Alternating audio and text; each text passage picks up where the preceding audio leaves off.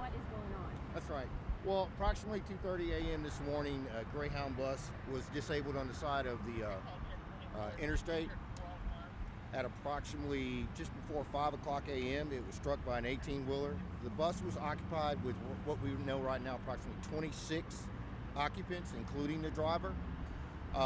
During the crash and the investigation, the second bus that was going to switch out the occupants showed up. Second Greyhound bus showed up.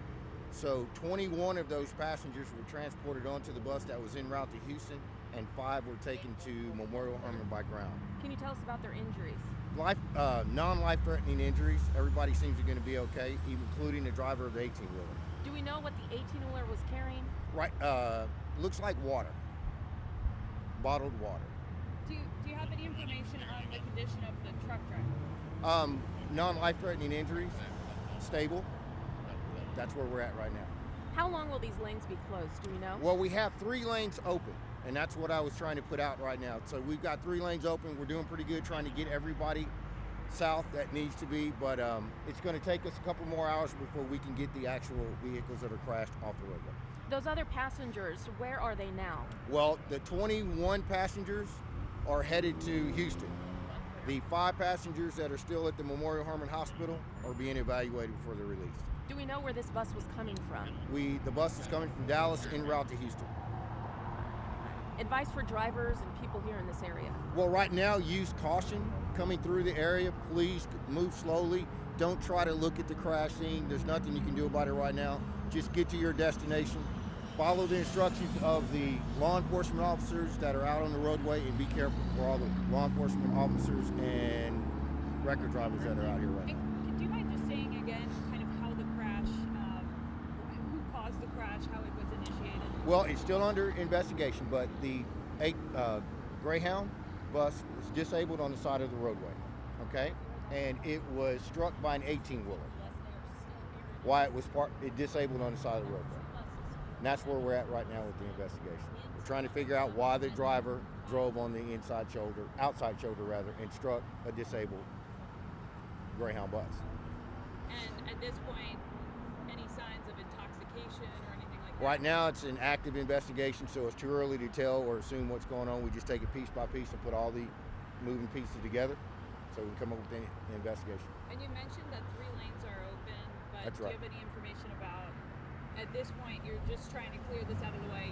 You don't have an estimated time on when it will reopen? Right, we're doing pretty good by opening up, giving up 3 lanes right now. I mean, if you can see, it's a pretty bad scene.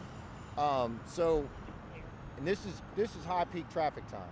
So as much as if we could just get 1 lane open, then we're making progress. But we have 3 and the feeder road, so we're doing pretty good. Traffic's moving. It's not going to be as fast as everyone wants, but it's a lot better than not moving at all.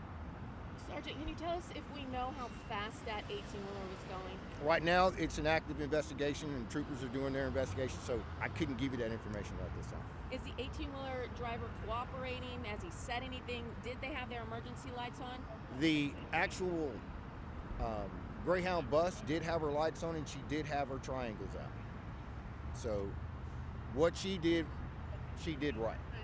Just to be clear one more time, one bus was stalled. Another bus came to pick up the passengers. Right. At 2:30, that bus was disabled. So they called dispatch, Greyhound, to get another bus to swap out to transport. While they're waiting, and that was at 2:30. Just before 5 o'clock, they get struck by the 18-wheeler. The secondary bus was already en route and actually showed up not long after the crash. So 21 of those occupants immediately got off that bus and got on the second bus and took off and left. It looks like the most of the damage on the bus is in the back. Back left. Back left. Correct. Were there people sitting right there? I'm not sure, but if you look at the way that the seats are in that bus and you got 26 people, it's possible that someone could have been sitting in that back seat. But everybody's going to be okay. That's the good thing. That's what I like. Driver of the truck isn't critical. No. He's okay. He's okay. Anybody else?